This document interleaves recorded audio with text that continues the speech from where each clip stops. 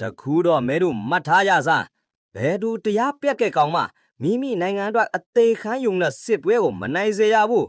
တစ်ဖက်ကငတုံးငအားကောင်းလေးကိုသူတို့နိုင်ငံအတွက်အသေးခိုင်းနိုင်မှစမင်းတို့စစ်နိုင်မှာ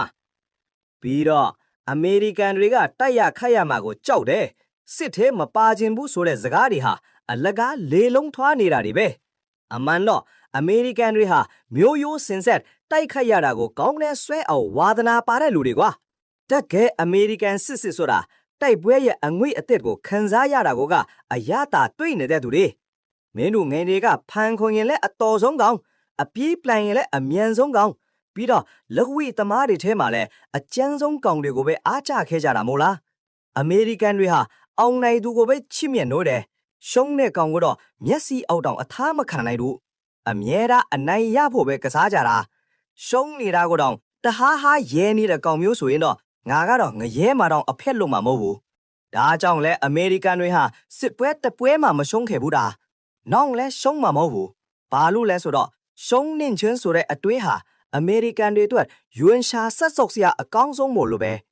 မထားကြစစ်တပ်ဆိုတာအတင်းအဖွဲတစ်ခုပဲ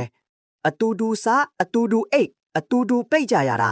ဒီတကိုယ်တော်ဝါဒဆိုတာတွေကအဓိပ္ပာယ်မရှိတဲ့အမိုက်တွေဒီအကြောင်းတွေကိုရှောင်ရင်းနေတဲ့ကလောင်းရှင်တွေဟာတကယ်တိုက်ပွဲအကြောင်းကိုသူတို့မရနဲ့အိတ်တာထက်တော့ပိုတိကြတာမဟုတ်ဘူးအခုငါတို့မှာအကောင်းဆုံးရိတ်ခါတွေအကောင်းဆုံးလက်နဲ့ခဲယမ်းတွေနဲ့ကဘာမှာစိတ်ဓာတ်အပြင်းထန်ဆုံးစစ်တီတွေရှိနေပြီးငါကကြိမ်ပြောရတဲ့ငါတို့နဲ့ရင်ဆိုင်ရမယ်ဟိုကောင်တွေကိုတော့ငါတနာမိတယ်